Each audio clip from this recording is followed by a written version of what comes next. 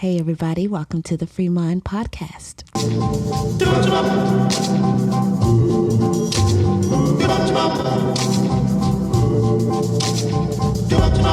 the stars out tonight? I don't know. Well, we got a fun one tonight. Sorry we're coming to y'all a day late, but this is how dedicated we are. We're recording this on Valentine's Day evening. We are foregoing a romantic dinner in the metropolis of Lynchburg, Virginia, in order to bring you this podcast. So don't be too hard on us. But I'm going to make it up to you, right, babe? I'm going to make it up. I'll make it up to you. I have something really fun and special planned for you this week. I'm excited. Yes, pending. Pending, okay. So, but yeah, man, excited to be with you guys again. If you get a chance to, please go ahead and subscribe on YouTube. So we don't know how long they're going to let us stay on. I think as long as we only have a couple hundred, a couple thousand downloads, we'll be all right. We'll ride under the radar. But if the Lord should expand our territory and give us even an average of 20,000 subscribers, then they might start actually looking at us and kick us off anyways. But if you subscribe, it'll just let you know every time one comes out. You won't have to think about it. It'll just pop up and we'll annoy you with it. Or if you're listening, go ahead and subscribe on whatever podcasting platform. If you can, give us a review. Yep. That helps get the word out about the podcast. We keep reaching new people that might be interested and helped by the material that we're bringing. So anyways, please do that. Another big announcement. I'm going to brag on my wife today. She released a new single, Ayo, called Freedom Fighter. And if you haven't got a chance to check it out yet, it's on all the digital outlets. We wish we had a parallel digital outlet we could get off of Spotify, but alas, we are stuck with these big tech digital, media outlets. And so you can get on Spotify, Apple Music, whatever. But I'm just proud of her because she has. Thanks, love. You started having these songs, writing these songs, I don't know, 2 years ago maybe. Just come to you. Yeah. And then it's like, you go through this long process of long dialing in the song, find the producer, singing, putting the vocals, sending it, mixing it, mastering it, getting the graphic, process. All that stuff together. So I'm pretty excited about it. But why don't you tell them just a little bit about the song? How did it come to be? What's it about? Oh gosh. The song is called Freedom Fighter. The hook came to me, the tune melody came to me after listening to a interview of some pastors. I think it was like Eric Metaxas and some pastors talking about liberty and freedom in America and how does one live free and how it's directly tied to morality and all that stuff. It was really good. But as they were talking, I was like, that's Jesus. Jesus did that for us. He's the one who gives us our freedom. And I just kept thinking about that scripture in John 8 that says, if you continue in my word, you're truly my disciples, and the truth will make you free. And so I just love the truth in that, and I own it every day. I try to live in that from that place. And so that's where the idea came from. Yeah, man. And you just reminded me of that because I forgot that was the message we were listening to. And I think on that podcast, in that interview, whatever it was, where Eric Metaxas was talking, he was bringing up Os Guinness, his Triangle of Freedom. That's what it was. Okay. Now that I'm remembering. So we talked about that a long time ago on our podcast. We went through his book, Last Call to Liberty, Os Guinness. And Eric Metaxas always references that because it's such a key to understanding, the only way to make this republic work right. And that Os Guinness, what he did was he read through, he's from, his great granddad was Guinness, the beer brewer in the UK, and he's from that family in the UK, raised in China, missionary, went and studied under Francis Schaeffer, but studied the founders of America, and what he came up with is that they all understood this basic principle, and he called it the Golden Triangle. That freedom, in order to have freedom, like from the government and all that kind of like setup where you could have the Bill of Rights and function without this totalitarian overlords, that you had, in order to have that kind of freedom, it had to be grounded in virtue. It couldn't happen with that. And that's why Ben Franklin's famous, the lady caught him outside of Philadelphia after they got done debating about everything and figuring out that they were going to, in fact, establish the United States Constitution, she said, well, what do we come up with? What are we, a democracy or whatever? He said, well, a republic, ma'am, if you can keep it. You can keep it. Wow. And the idea was he understood it couldn't be kept without virtue. You had to have a populace that had basic virtues. But how do you get virtue? Yeah, that had to be built on faith, particularly faith in the theistic Christian God. And so they understood that while they would allow for freedom of religion, if the critical mass of the population wasn't formed by faith in the biblical God, then they couldn't develop the virtue necessary to keep the freedom. But in turn, the ability to have that faith depended on freedom and the ability to have freedom of religion. You couldn't force Christian faith. It had to be free.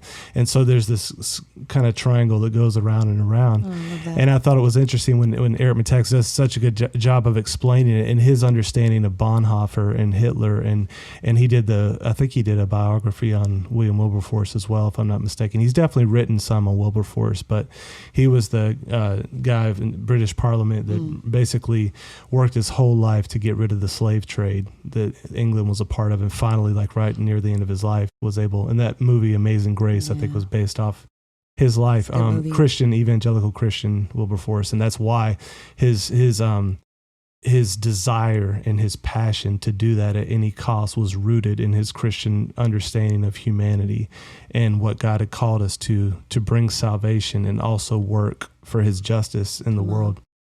And so Eric Metaxas brings all that together well, and I think it's interesting that you wrote that, we any attempt to get back even to American freedom without God is a fool's errand. Oh boy, yeah. And that's what I think the song is about. Like, Jesus really is our freedom fighter, and He teaches us to become the people who extend freedom in the world. And hopefully the way that works is from the bottom up. The more the gospel truly is preached, and the more people truly reached and taught, like the Great Commission, we always say, taught to obey everything that Jesus commanded, the more our politics will change, the more education will change. It'll be an outworking of that naturally. So we'll play like 10 seconds of the song, and we'll be right back. A holy symbol of the future world is who I am. You are my freedom fighter. I lift you higher. Chains have no power over me. You are my overcomer. By your spirit, I drink from the streams of liberty. Whom the sun sets free is free.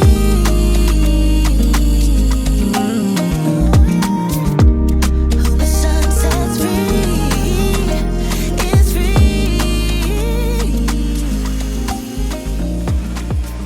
All right, so back here, going to go through. So we're going to hit some kind of like lightning round type stuff tonight. But just occasionally want to do a news update, and so I get my news from the Babylon Bee because it's fake news you can trust, as the tagline goes. But I love this first article. You guys see all the mask mandates, at least in the U.S. They're and dropping, right? the vaccine mandates dropping them. Interesting. Suspicious, but we'll talk more about Very that. suspicious. But here's the Babylon Bee headline: indisputable, irrefutable, unquestionable, unchanging science changing again. And it has our favorite characters here, Fauci, and I forget the lady's name, Walensky from CDC, I believe. Okay. And so we're just following the science here. By the way, anytime you hear someone say you got to follow the science, immediately you should dismiss everything they say. These days. Oh my God. So here's our second Babylon Bee article. CDC director now says to just do whatever Texas did 12 months ago. That's hilarious. Or Florida, right? We rep in the Florida. But that is funny. After There's so much truth. Yeah. And so, it is hilarious that now, I think the real question is, what's really going on? Exactly. Why now? What's going on? Exactly. It doesn't take a conspiracy theorist a little bit skeptical about what's going on right now. I've got a list too. I got to pull this up on a future podcast. All the conspiracy theories of 2019 that have been proven fact in 2020, 21. But It's yeah, just interesting. that's Yeah. the question. I don't think, if you're still under the impression, if you're still listening to Fauci and CDC as though they're have any care of human health and are actually trying to help get rid of some pandemic that just was foisted upon the human population through bats and all that kind of stuff, then I would just, I don't know. What's interesting now too is I don't think people know. I don't think the masses know that the mandates have been dropped, and so that's another aspect of it. Like you almost are so used to the chaos, you don't want to believe the freedom anymore. It's like, right. That's going on Yes, too. we need the mask version of Juneteenth. Not that freedom comes from the No. science anyway, but No, I know. I've been walking But around he maskless for since day one. I stay one. You know what I'm saying? Like that's it's true. like You we have- haven't changed. Nerva gets on to me because never mind when I was choose kindness. walking Go in the ahead. Walmart and they was Oh, trying yes. to. We I will wasn't tell having that it, story but later. we'll tell the story later. But seriously, like Sure. I hope that people have seen now what's really going on. Like the CDC, the WHO, WHO, the Fauci, Gates, these guys, the whole narrative that this pandemic, just happened to leap from bats to people in the wet market in, Wuhan, spread across the world. And then these, elites of the NIH, CDC, who are doing their best job to really help out humanity. Yeah. And they're just, pure and awesome individuals that are really trying to do what's good. Like, I don't know what could be more false. Like pretty much the exact opposite of that whole narrative, and you'd be pretty close to the truth. And so I think at this point, the question is not like, okay, what is the science they've found out to back off For the mask sure. man? That's not the question. The question is what's What are really they up- going what are on, they and up I don't to? have an answer to that yet. Like, guess what are we- they up to? We shall soon see, I We guess. shall soon see. We shall soon see, man. I don't know where this is going, but Yeah, I started seeing it. Okay, this date has dropped. Oh, this date. And I was like, wait a minute Yeah. now. Super suspicious, in my yeah, opinion. super suspicious. So I always When's the next election? I'm just exactly kidding. exactly. I'm like, okay, what's going on Yeah. with this? Is this Yeah. is this election related? The Great Reset's behind it. So what's Yeah, they have who's another what's game moving plan. on the They're board? switching What's the game moving- plan, probably. Exactly. So I rejoice that because at least now I don't have Hey. to like feel like an ogre because I'm not gonna walk around with that thing on. So now at least I don't have to feel crazy because other people are starting to join in the gosh. chorus. Slowly, but So we'll see. Next, got to get them off the airplanes. Then we'll be really Ooh, that smooth would be sailing. freeing. That would be awesome. But anyways, so if you hear a dog barking, we got a friendly Yes, I know this doggy. coming through here. I apologize. But the next thing, do we want to talk about Super Bowl at all before we jump into? Do we want to talk about the Super Bowl? Which we didn't watch. We but didn't the even watch halftime it. show. Well, before we watched it. Go before we ahead. even get to the halftime show, I would love to know from you guys. Like, drop us a line. Did you watch the Super Bowl this year? Have your opinions changed just about sports in general? I know for me, That's really good. I don't blame people that still watch it. Like, we have family and friends that still love all the sports. Yeah. Like, have the packages and everything. It's fine. If we were to get out of everything that was tainted with, we would. There'd be nothing. I definitely can't say nothing because I still get my coffee at Starbucks, and they're one of the worst offenders in this whole thing. So I'm not bringing any condemnation on that tip, but Yeah. I'm just. It's sort of like when you who's the dude that plays Captain America? When you Chris- found Chris Evans or whatever. We were like just huge fans, but when you find out his political beliefs, you're like, it's not like. Yeah, you're like, oh. It's not like, I'm not supporting him anyway. Sure, I'm not going just- that hard, but it just stains it. Like, it Changes makes it things. less enjoyable for me than it was previously. And so with basketball, even, ratings are low. And they're so owned by China. They're so on the woke train. NFL, same thing. So on the woke train, cowardly whenever they come up against it. So it's like, it's hard for me I just don't enjoy it like I once did. So I literally, it wasn't like I saw, I'm not watching the Super Bowl at a protest. I literally just Lost had interest. no interest in Yeah. watching it. So I'd be interested to know if you guys feel the same, what your thoughts were on that. But I just have no interest in watching professional Sure. sports at this point. Same. Same. You probably never had much. Well, no, you used to be an NBA fan though. Oh yeah.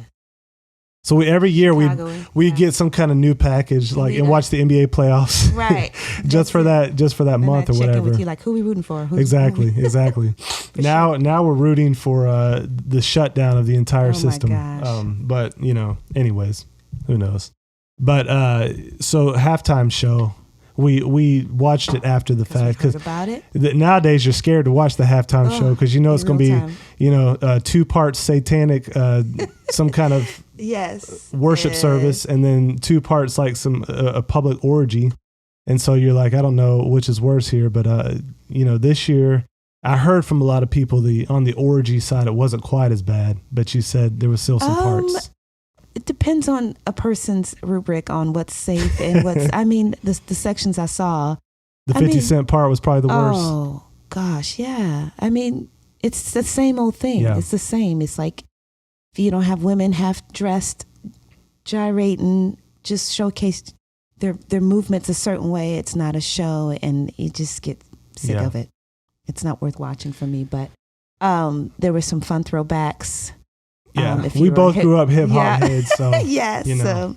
Dr. Dre, it was fun to see him again, and I think Eminem. yeah. There was another artist I I didn't know who who he the was. dude who looked like R. Yeah. Kelly. He's probably some young guy. Yeah. So if you're into that, it was a fun throwback. But if you kind of just seeing it for what it is, it was disheartening. There's a moment for me because I watched Mary J. Blige, which she over the years has represented the woman that's just strong, and she sings these anthems about Not getting gonna over, cry. not gonna cry, getting over the That was heartache, my and jam. all of that. But I think there was a moment she was singing a song and she just having an emotional moment, and she wanted peace, and she just kind of passes out, and the camera zooms out, and I was kind of interpreting that like, wow, she really desires peace. Yeah.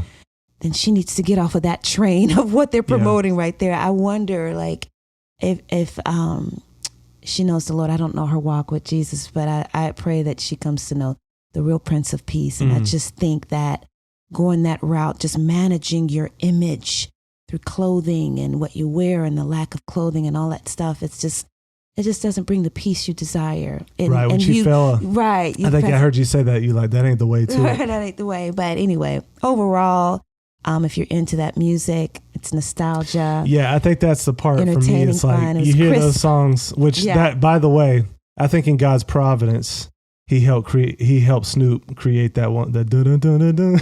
If for nothing else, but for the Yeah. gangster, like when the preachers let somebody have it in the sunglasses. Dun, dun, Yeah, that one, yeah. that one, yes.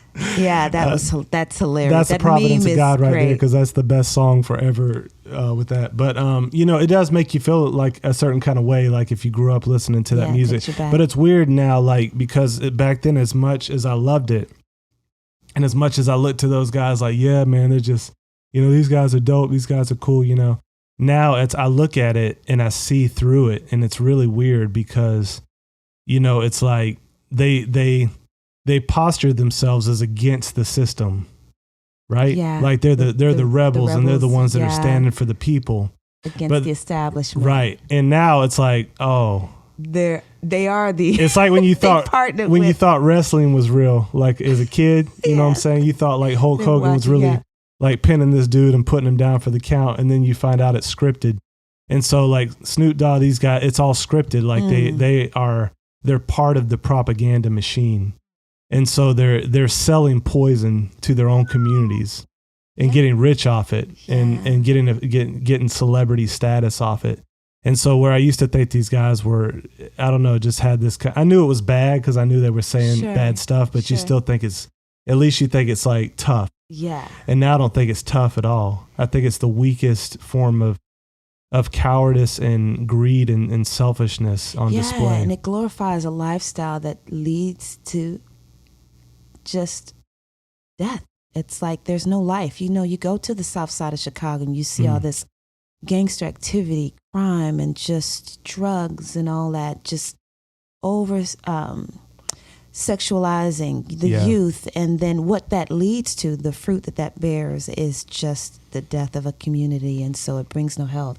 Yeah. It just brings destruction. And so you see it for what it is. Yeah, man. For sure. So we were watching it. It was nostalgia, but heartbreaking at the same time. And so there's that. There's that. There's that. That's our Super Bowl experience Yeah. for Yeah. 2022. So If you want to grow in your confidence in knowing what you believe and why you believe it, if you want to ground your faith in biblical Christianity and step into who God has called you to be, I want to tell you about a great program put on by Impact 360, and it's called Propel. Propel is a one-week transformational leadership and discipleship experience where high school students gather together to be grounded in a biblical worldview as they learn how to follow Jesus, have a godly influence, learn how to disciple their peers, and boldly live out their faith in their daily lives. So they're having 2 sessions this summer. The first one is June 19th through the 25th, and the second one is June 26th through July 2nd. These programs fill up really quickly, and I promise you, you will not be disappointed. So we'll put the link below if you're interested in looking into it, and we'll see you this summer.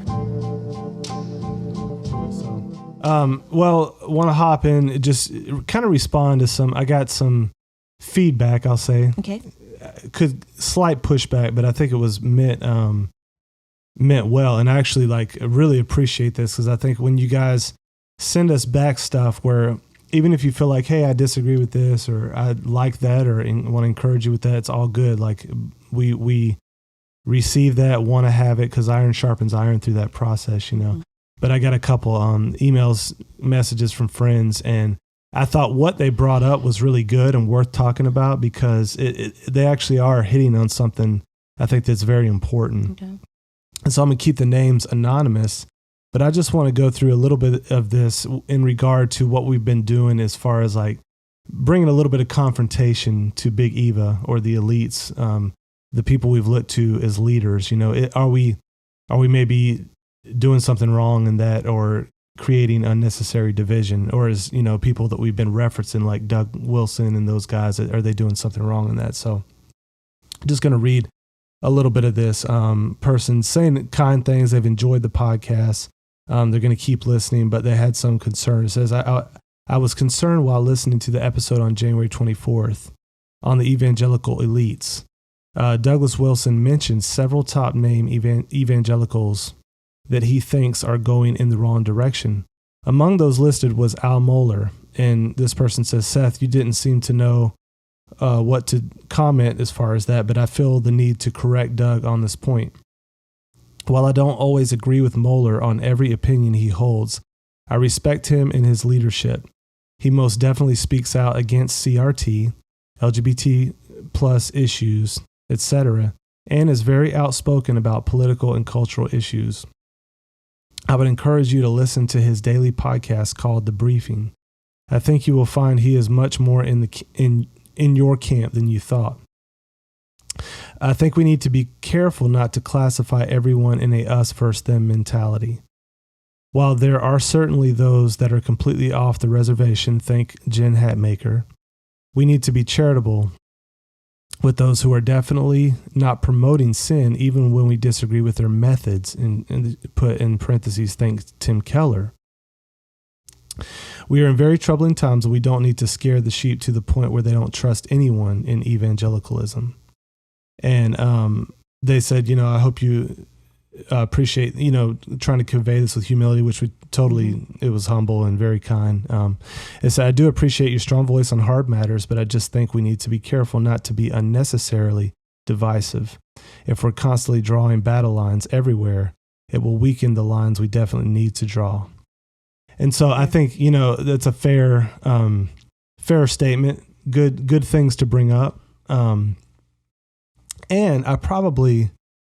I would say 3-4 years ago would have said yes and amen to every point that this person made.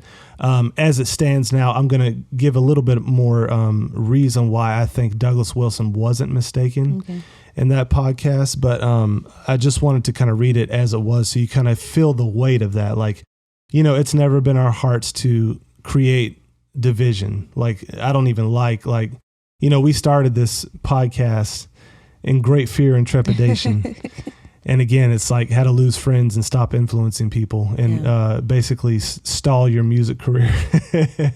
But, you know, I felt this pressing, like from the Lord. I just felt like, man, there's so much, the truth has stumbled in the streets. Like the prophet Isaiah said, you know, it's like my people, different prophet, my people perish for lack of knowledge. And the propaganda, the waves of the cultural thinking that was making inroads into the church, and then churches refusing in many cases to step up to that and actually confront those ideas and speculations raised up against the knowledge of God.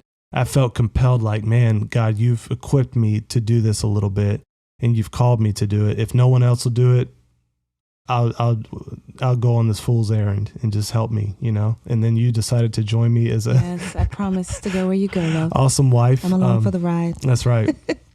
And so, but no, I love that we get to Yeah. do this together and share this together. And, but you know, that's kind of been our heart from the beginning, is like, okay, we're going to try to be as winsome as possible. I want to bring truth, but in a way that doesn't unnecessarily offend, and try to do that. So why this move into bringing these like kind of strong critiques to people who don't seem to be like in the Jen Hatmaker camp, right? And so, you know, I responded to this person with a few things, but one, I wanted to say this. Okay, I think there is a spectrum of people on that list. I think Al Mohler is one of the lesser offenders. Sorry, Okay. Al Mohler is one of the lesser offenders on that list. I think if you have like, I'm getting the screen here. If you have like, here's you're in good safe space. Like, this is good orthodoxy. You're seeing the times rightly. You're doing what you need to do. And here's here's like super woke and Jen Hatmaker off the reservation. I think you have like Al Mohler just a little bit further down here, Tim Keller, then David French and Russell Moore, those guys, Ed Stetzer. Like, I think they're getting toward that. I still, like, even Douglas Wilson wasn't saying they're not brothers, but he was saying they needed to be confronted because there were sheepdogs who won't bark. They won't ring the alarm bell where it needs to be rung, and then the people that are ringing it, they're chiding them. I see. That was the basic argument of his thing. And so, what about Al Mohler? She brings up a good point, that he speaks out against CRT, LGBTQ plus things, and he has, like, historically, like, you probably haven't followed him much, but I used to listen to a lot of his stuff back in the day, and was really, like, he was one of the stronger voices in that, just in evangelicalism. Now, I first noticed like a chink, something surprising after the January 6th thing. Okay. So if you don't know, like, Nerva and I were actually there in DC. We were there for the speech and walked down to the Capitol at the end. We just felt like we should be there. It was going to be a historical event. Little did we know Oh my. it was going to be a historical event. And so we were watching this all unfold. We could tell there was weird stuff going on. We were noting it at the time, like, hey, this is strange. We got out of there about 3:00, but in retrospect, being there and doing a lot of the research we did, we saw clearly there were a lot of false flags going on. So stuff, FBI agents were involved. This was not what it was made to look like in the least. And we knew that day that it was. Like, when we saw the news that night, we were like, what? Like, Yeah, we it were was surprised, nothing like that. All kind of weird stuff was going on with that. But the way that Mohler responded to that, he responded just like all the, the rhinos and the other people on the Big Eva circuit, like David French, like, he was in that same response, like, oh, these awful, this is just wicked Christian patriotism. Like, he bought into the narrative. Now, fair enough. Like, out of all the tricks that they did, like, they did that up. They did it well. Like, I don't know that, Convince what is the that, country. David Bain, that magician guy. There's some magician guy that's like really beast nowadays. I can't remember his name. But they did a trick on that level. Like, they made this thing look pretty crazy. So I'll give him that. Like, I get it. That's trick worthy. And so I didn't hold that against him. But it did alert me, like, what's up with Mohler, on that. I thought he would have seen through that. That kind of media propaganda thing. But that piqued my curiosity with him. Later on, as I began to dive into it more, I did see that there were some problems there. Again, like I'm saying, not to the degree of where I would put Russell Moore, but there were some problems there, and I'm going to come back and point those out a little later. But let me just note this: there are people, and there have been people that have taken the right position with regard to CRT on the surface, but when it comes to actually applying it in real Okay. life and calling out specific things and even allowing for people to be pastors on their staff or I see. faculty in their college, That are they have allowed that to come in. And so there's that sort of thing that's going on a lot where they officially speak against the theory at theory level. But when it comes to it being applied on the ground, they're all of a sudden mute and they allow people to come in and do it. Okay. That's one thing I want to say. And I did agree that like on 95%, probably I've heard his podcast, The Briefing, his news thing is really good. And I probably would be in agreement with it, like 95%. So I don't disagree with that at all. What we have to deal with is the specifics with his faculty and the stuff that's gone on at his school in the past year and his stances on LGBT issues, what the nuances of where that's moved to. So we'll get back to that. The next thing is with Jen Hatmaker, I said for sure, I don't consider her a Christian. That's strong, Okay. but like I think that version of progressive Christianity is Christian in name only. Like it's not Christian in the sense, like there's no, the doctrines are so far off. They're not even within the framework of Christianity. It's further, I would say, than some versions of Mormonism and Jehovah's Witness. So I'm not even counting that, but like, what about when it comes to these other guys? So the person says here, we need to be charitable with those that are definitely not promoting sin, even when we disagree with their methods, like Tim Keller. So that's another one that probably a year ago I would have said, yeah, Tim Keller is just a difference of method.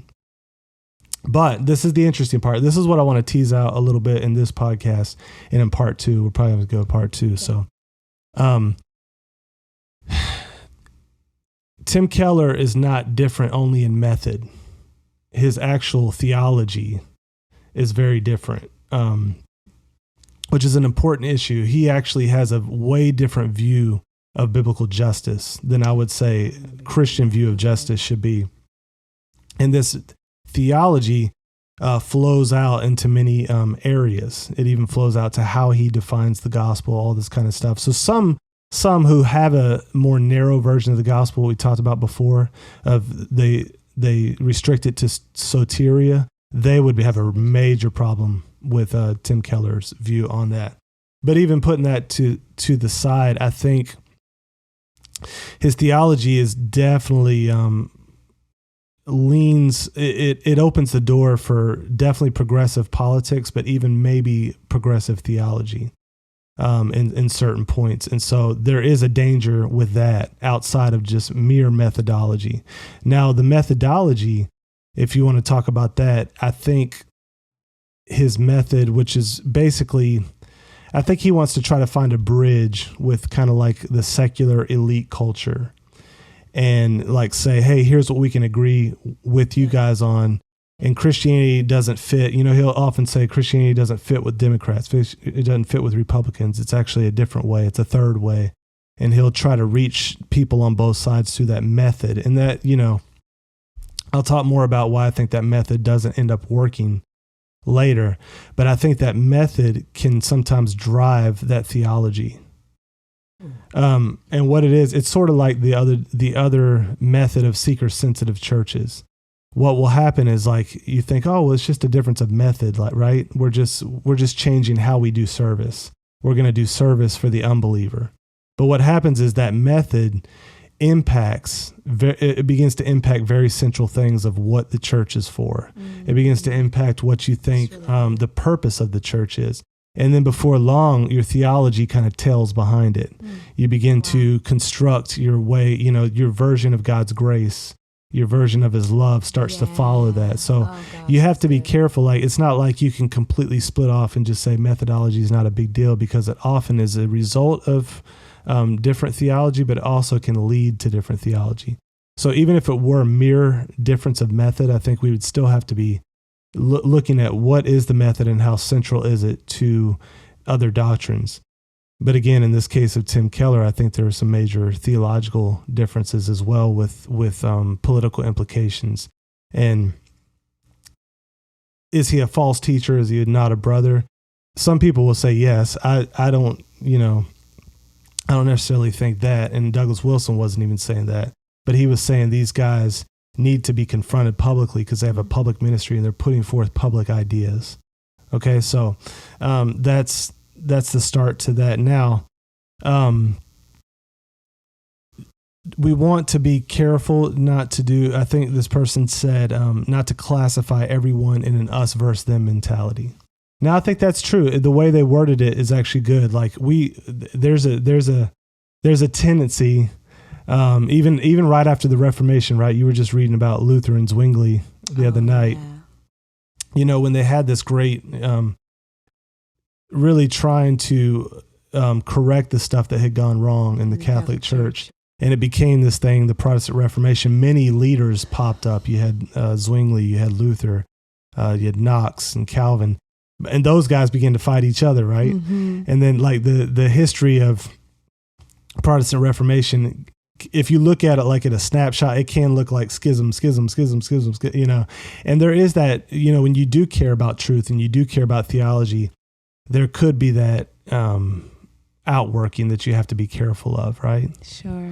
And so I think that's something to be careful. We don't want to be like the old thing that in most cases there's a ditch on either side, right? So we don't want to fall in that ditch of being overly schismatic, too quick to just cut people off, to label people heretics. Yeah. You don't want to be like that. That's the fruit of an unhealthy scholasticism.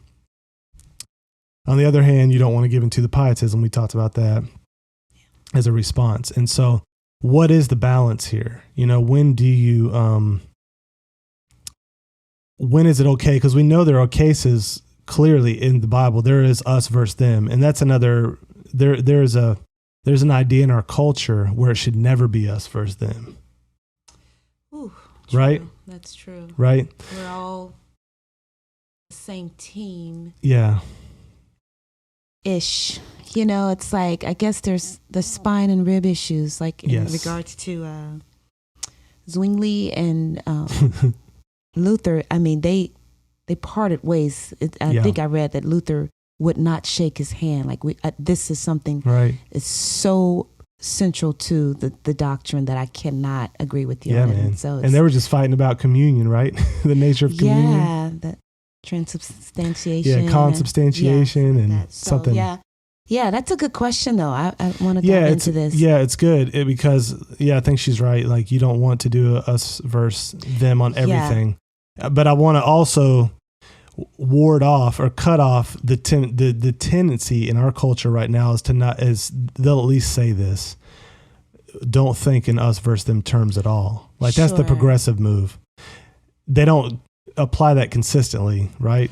Because they hated the Christian nationalists. That's just what I was thinking. Yeah. Exactly. But that's typically the slogan is like, oh, that's us versus them thinking and stuff like that. So we don't want to go in that ditch either. But we don't want to go in where we think we cut off everybody, like almost like British humor. Sack them. It's Monty Python. But, that is the challenge. We talked a little bit about that way back on a podcast. We talked about the John MacArthur thing. And just what are the spine issues and what are the rib issues? Another way to think about it is sometimes they call it a theological triage, where you have concentric circles. So the inner circle, you're going to have things like the nature of God, certain attributes, his omnipotence, his omniscience, his, and so then you got also the Bible, like the authority of the Bible. You have the nature of Christ, the dual natures of Christ, fully human, fully divine. You have the Trinity, that's arguably, I think, a central doctrine that would put you outside of orthodoxy when you deny that. You have the efficacy of the atonement. So you have those issues where when you waffle on that, like historically they're said you're a heretic, like you have moved outside of Christian doctrine. This is mere Christianity. Everybody has to agree on those. Then you have one circle out. And that might be things like, do you baptize infants or is it believers' baptism? Maybe should women be elders in the ministry? Maybe age of the earth issues, eschatology. Now, you have to be careful there not to think that those issues aren't important, nor are they relative. There's still a truth of the matter. Mm-hmm. We have to debate them out. But typically what's thought there is that we can disagree and still think we can walk in Christian fellowship together. Does that make sense? Yeah. Then you have the like tertiary issues, which are like, how are we going to do our services? We're going to do liturgical style. We're going to do some modern hymns or maybe carpet color or, this kind of deal. Like which model of church, what was that book you read? Five views on worship or something like that. Yeah. Like what style of worship we're going to do. That might be true. Again, not completely unimportant, and those things like method might be in there where it's important, but and should be wrestled through. But again, even more like leeway would be extended in those issues. So the question is like, what are we dealing with now with CRT and with the woke ideology and all that kind of stuff? And so I think that's what we're going to dig into on this next part 2 of this episode is like, does this fit in this triage neatly? If not, are there other things that make it where you should confront people in a strong degree, like the nature of like what's going on in society, those types of questions. So anyways, hope you enjoyed this lightning round, and we will see you next time.